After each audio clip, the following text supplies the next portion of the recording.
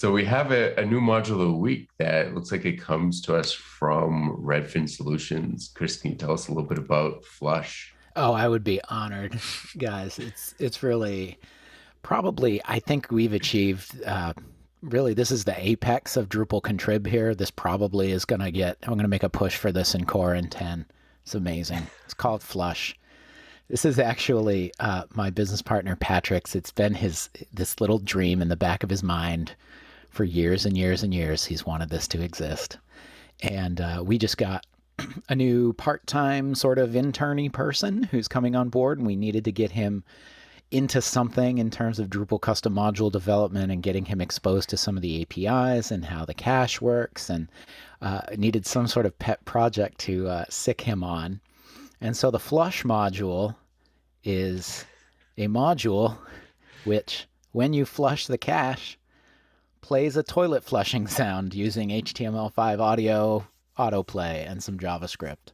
And you'd be really surprised how much it took just to do that, you know, in terms of learning. You look at it, you say it's a very simple module, but we had to understand we don't want to cache the HTML5 on the cache flush and have it play then on every subsequent page load. So we actually had to dig into cache kill switch so that it wouldn't cache the page after the flush, whatever page you were on when you flush the cache, and then attaching JavaScript libraries and writing JavaScript libraries. It has a little bit of config because you can actually override the toilet flushing sound with your own MP3. So, you know, it ships with the default noise, but you could use your own. It could even be, you know, I might commission John Picozzi to just, you know, say into that mic, like, your cache has been flushed. And I'll just have that play on all of our production sites whenever it flushes. So it's cool. It's been around literally a day. We shipped it to Drupal.org yesterday. And, you know, all I can say is if you get it on your site for a week and our intern sees the numbers go up past 0, he would probably be more than thrilled. So it's a small play to our listeners. I know what I'm doing on the plane trip to DrupalCon now. That's right. And here's one for you, Chris. I'm John Picozzi, and your flush has been cached. Yep. No, that's you nailed it. Wow. Yeah. Oof. We'll fix it in post. Yeah. Try again. I'm John Picozzi, and your cache has been flushed. Wow, that was clean. That was a clean take. Yeah, I'm usually like a 1 or 2 take pony here. Sometimes, maybe, I don't know. It is really interesting how small projects like this can actually, you know, really spin off some more work. So over in Project Browser, we're trying to look at how categories work for Drupal.org projects. Right now, there's 55 categories that you can tag your project in. And so it was really cool to take this intern with very little experience and say, how would you tag this module? Like, what would you put it in?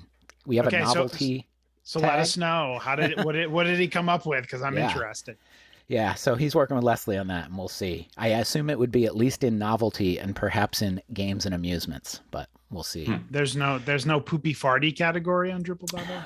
Not yet, but again, we're looking at that for Project Browser. Come find us at DrupalCon. We're going to talk about, you know, how to recategorize stuff. I am curious about one thing, and how did you get around the autoplay? Like, there's a lot of browsers that just block autoplay audio out of the gate. Did you have any issue with that? Yeah. So what actually, the way that it behaves is browsers these days are using they're using sort of a metric, an internal metric of engagement with the website as to whether or not you'll autoplay. So if you land on that site, it's not going to autoplay. But if you've engaged with that site, clicked some things, scrolled, and then you go to kind of a new page, it will let you autoplay. And so we did it with, and I don't know that we actually used the autoplay attribute. I think we did a dot play to get it started, and I don't know if that has any different factors. But by the time you're flushing the cache, you've probably interacted with that website enough that you've passed the criteria. So we didn't really have an issue with it, which I was surprised.